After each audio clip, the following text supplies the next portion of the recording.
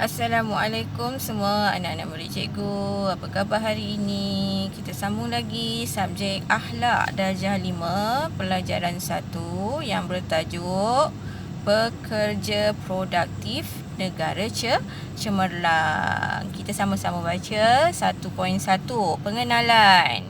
Islam menyeru umat bersifat rajin, bekerja dengan bersungguh-sungguh, berkualiti dan produktif. Islam menyeru semua umat Islam kena rajin. 1. 2. Bekerja bersungguh-sungguh.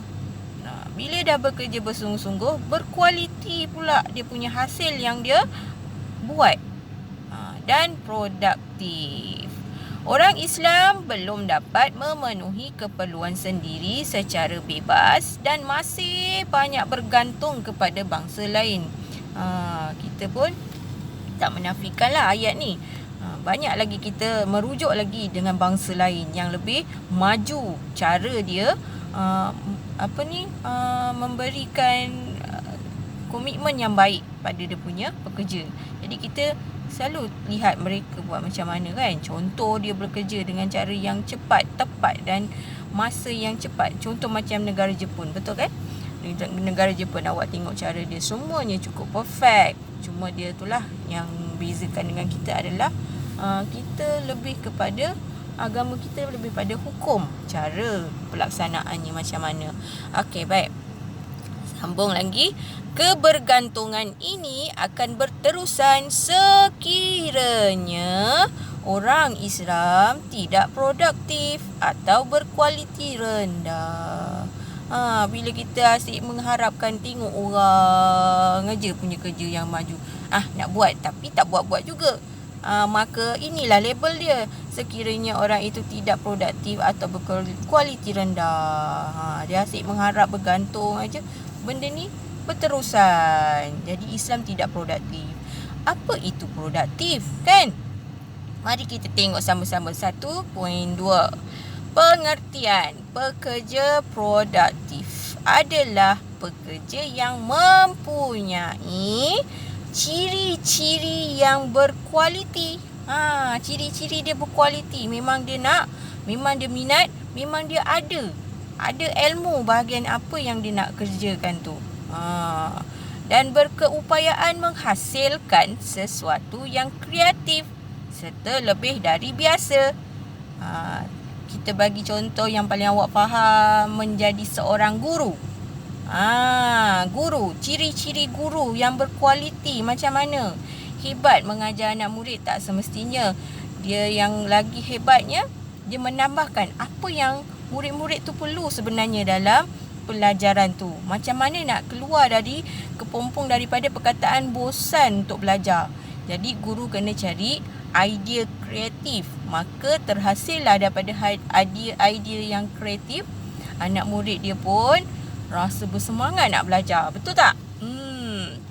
Ia dapat menghasilkan sesuatu yang diharapkan dalam waktu yang singkat.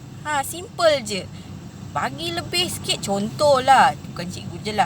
Cikgu-cikgu lain kan. Banyak yang awak tengok dekat cikgu sekolah rendah, cikgu sekolah agama.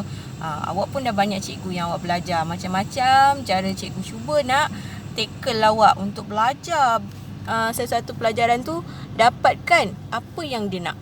Objektif sebenar yang cikgu nak 100%.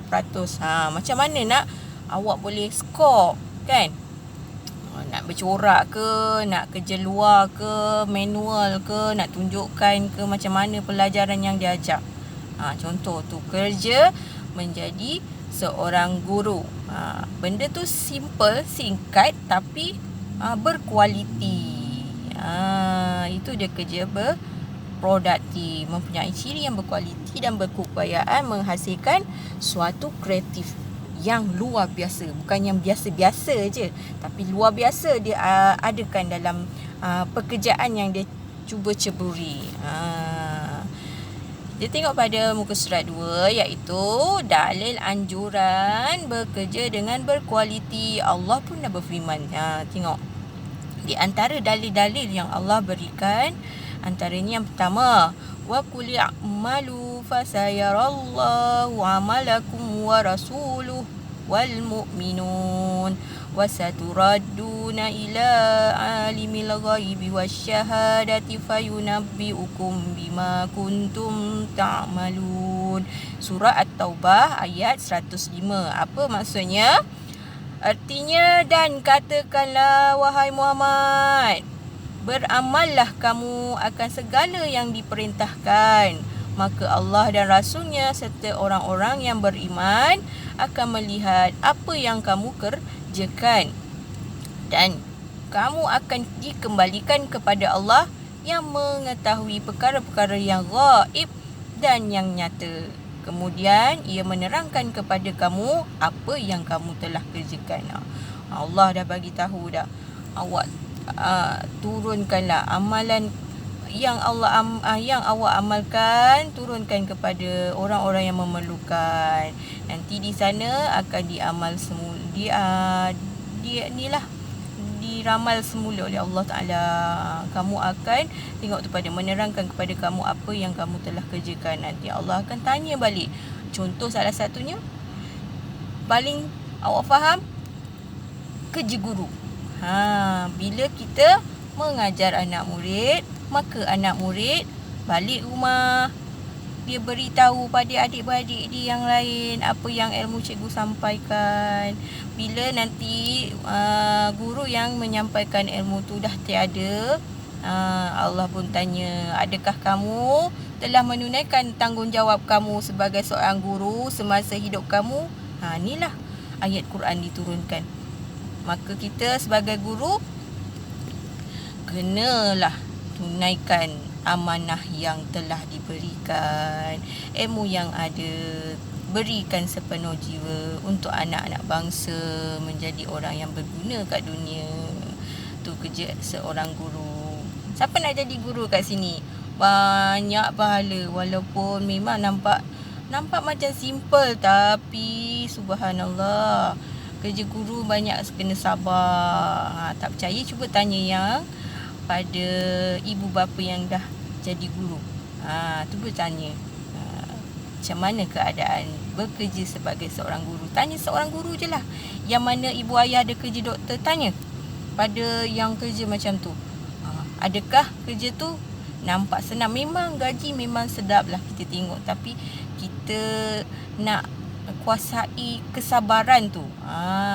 Kalau tak betul-betul tak menjadi. Tanyalah ibu ayah yang bekerja. Macam mana awak nak besar kalau tak kerja kan?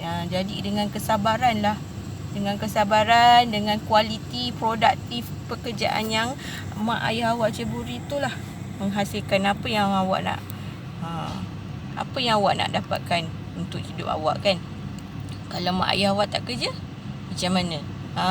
Apa yang awak nak semua tak dapat. Betul tak? Jadi awak sebagai anak murid belajar dan terus belajar. Tak ada kata kerja, semua kerja penat. Tak ada kata kerja yang tak penat. Tahu tak kerja yang tak penat apa? Awak sendiri pun tahu. Kat sana selama-lamanya. Tu tak penat, baring je. Jadi kita hidup sebagai manusia ni sebenarnya kerja, setiap hari kerja. Tidur pun namanya kerja, tidur pun penat. Mana yang kerja yang tak penat? Termenung pun penat. Betul tak?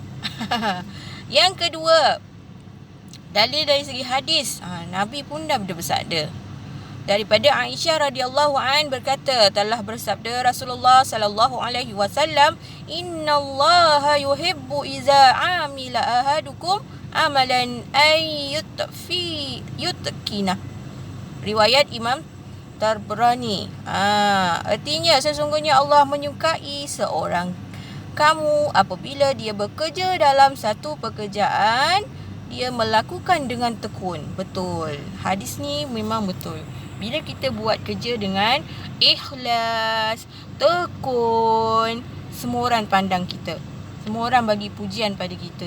Dalam masa yang sama dengan kesabaran, maka kita akan dapat hasil kemanisan dalam bekerja. Kita buang perkara yang negatif.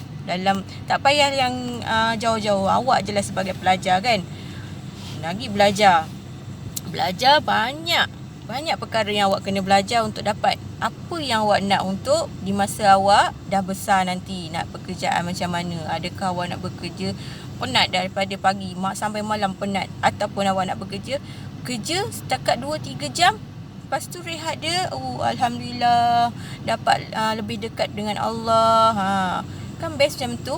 Jadi awak pilihlah mana satu pekerjaan. Sebelum bekerja kena belajar bersungguh-sungguh. Memang penat, tak ada kerja yang tak penat, kecuali apa saya kata tadi, yang terbaring tu, yang selama-lamanya tak jumpa siapa-siapa pun kat dunia, iaitu mati. Tak penat. Mati pun sebenarnya penat.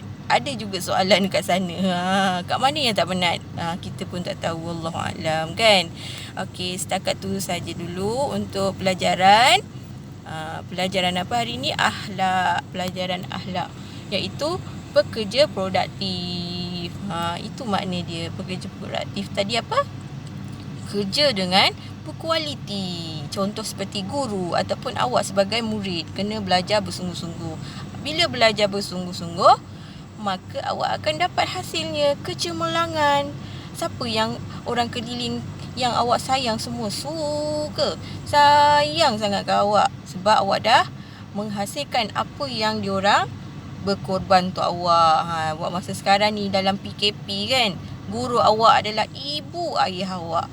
Doa dia amatlah mahal, amatlah berharga untuk awak. Jadi sama-sama kita bantu untuk kita mendapat kejayaan yang kita inginkan.